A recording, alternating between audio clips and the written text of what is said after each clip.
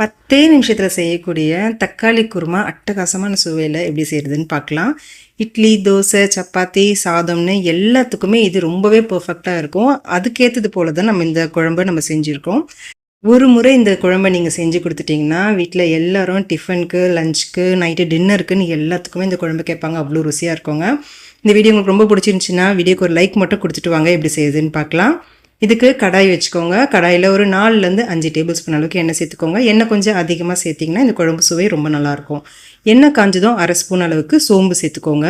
சேர்த்துட்டு மிதமான தீயில் இது லேசாக கலந்து விட்டுக்கோங்க.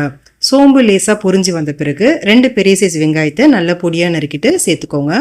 உங்கள்கிட்ட சின்ன வெங்காயம் இருந்துச்சுன்னா நீங்கள் பெரிய வெங்காயத்துக்கு பதிலாக ஒரு 30 சின்ன வெங்காயத்தை நறுக்கிட்டும் சேர்த்துக்கலாம். சுவை ரொம்பவே நல்லாயிருக்கும். இது கூட ஒரு 2 கொத்து கருவேப்பிலையும் சேர்த்துக்கோங்க. அடுத்து ஒரு 10 பல்லு பூண்டை நல்லா பொடியாக நறுக்கிட்டு சேர்த்துருக்கேன். நீங்கள் ஒன்றும் பாதியமாக இடிச்சிட்டும் சேர்த்துக்கலாம். இப்போ இதை மீடியம் ஃப்ளேமில் வச்சுட்டு நல்லா வதக்கி விட்டுக்கோங்க.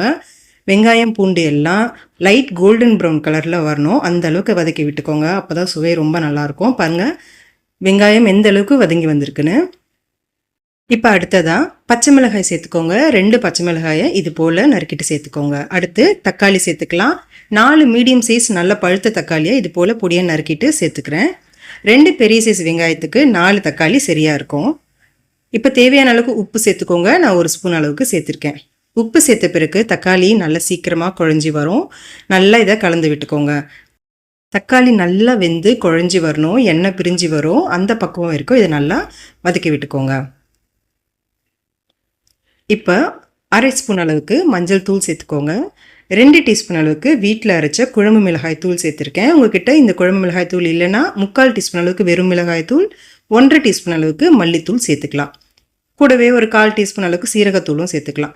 சேர்த்துட்டு இப்போ இது நல்லா கலந்து விட்டுக்கோங்க. நான் வெறும் குழம்பு மிளகாய் தூள் மட்டும் 2 ஸ்பூன் அளவுக்கு சேர்த்துருக்கேன். இப்போ இந்த மசாலாவோட தக்காளி நல்லா கலந்து வரும்போது உங்களுக்கு சீக்கிரமாக குழஞ்சி நல்ல ஒரு கெட்டியான பதத்துக்கு வரும். மசாலா எல்லாம் தக்காளி எண்ணெயோடவே நல்லா வதங்கி வரணும். ஒரு 2-3 நிமிஷத்துக்கு கைவிடாமல் இது போல் நல்லா கலந்து கொடுத்துக்கோங்க. தக்காளி நல்லா குழஞ்சி வந்தால் தான் இந்த குழம்போட பதம் நல்லா உங்களுக்கு சரியாக கிடைக்கும். இப்போ இந்த அளவுக்கு நல்ல திக்கான ஒரு பதத்துக்கு கலந்து விட்ட பிறகு இப்போ தேவையான தண்ணி சேர்த்துக்கலாம். நான் ஒரு 4 கப் அளவுக்கு தண்ணி சேர்த்துக்கிறேன். ரொம்பவும் அதிகமாக தண்ணி சேர்த்துடாதீங்க. ஒரு 4 கப்பு சரியாக இருக்கும். இப்போ இது ஒரு முறை நல்லா கலந்து விட்டு மீடியம் ஃப்ளேமில் வச்சுடுங்க. ஒரு 5 நிமிஷத்துக்கு நல்லா கொதி வந்து எண்ணெய் பிரிஞ்சு வரும். அந்தளவுக்கு நல்லா கொதிக்க வச்சுக்கலாம். இப்போ ஒரு 5 நிமிஷம் நல்லா கொதி வந்துடுச்சு பாருங்கள். நல்லா எண்ணெய் பிரிஞ்சு வந்திருக்கு. இப்போ இது ஒரு முறை லேசாக கலந்து விட்டுக்கலாம். கலந்து விட்டுட்டு இப்போ அடுத்ததாக கறி மசாலா பவுடர் சேர்த்துக்கிறேன். 3/4 ஸ்பூன் அளவுக்கு கறி மசாலா பவுடர் சேர்த்துக்கிறேன். உங்ககிட்ட இது இல்லைன்னா 3/4 டீஸ்பூன் அளவுக்கு கரம் மசாலா சேர்த்துக்கலாம். அப்படி இல்லைன்னா சிக்கன் மசாலா சேர்த்துக்கலாம். உங்கள் விருப்பம்தான். எது சேர்த்தாலுமே குழம்போட சுவை மாறாமல் ரொம்பவே நல்லாயிருக்கும். இப்போ இதை நல்லா ஒரு முறை கலந்து கொடுத்துக்கோங்க. கலந்து விட்டுட்டு இப்போ அரிசி மாவு தண்ணி சேர்க்க போகிறோம். 3/4 டீஸ்பூன் அளவுக்கு. இப்போ நான் காட்டுறேன் இல்லையா, இந்த ஸ்பூனில் 3/4 டீஸ்பூன் அளவுக்கு அரிசி மாவு, 1/4 கப் அளவுக்கு தண்ணியில் நல்லா கட்டிகள் இல்லாமல் கலந்து விட்டுட்டு இப்போ இதையும் குழம்புல சேர்த்துக்கோங்க. இதுக்கு பதிலாக நீங்கள் தேங்காய் பாலும் சேர்த்துக்கலாம்.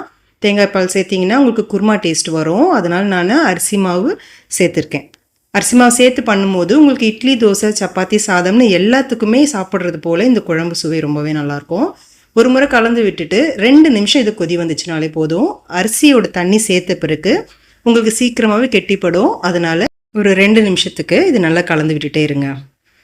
பார்க்கும்போதே உங்களுக்கு தெரியும் சரியான பதத்தில் உங்களுக்கு இந்த குழம்பு இருக்குது. ரொம்பவும் தண்ணியாகவும் இல்லாமல் ரொம்பவும் கெட்டியாகவும் இல்லாமல் சரியான பதத்தில் இருக்கும். இப்போ இது நல்லா ஒரு முறை கலந்து கொடுத்துட்டு இதில் பொடியாக நறுக்குன்னா கொத்தமல்லி தூவிடுங்க. ஸ்டவ் ஆஃப் பண்ணிவிடுங்க. அவ்வளோதாங்க, அட்டகாசமான சுவையில் இருக்கும். மிஸ் பண்ணாமல் முதல் ட்ரை பண்ணி பாருங்கள். எல்லாருக்கும் ரொம்பவே பிடிக்குங்க. இந்த வீடியோ உங்களுக்கு ரொம்ப பிடிச்சிருந்துச்சுன்னா அந்த வீடியோக்கு ஒரு லைக் மட்டும் கொடுத்துருங்க. உங்கள் ஃப்ரெண்ட்ஸ், ஃபேமிலி எல்லாருக்கும் இந்த வீடியோவை ஷேர் பண்ணி விட்டுருங்க. அப்படி மறக்காமல் அம்மாடி கிச்சனுக்கு சப்ஸ்கிரைப் பண்ணிக்கோங்க. Thank you friends.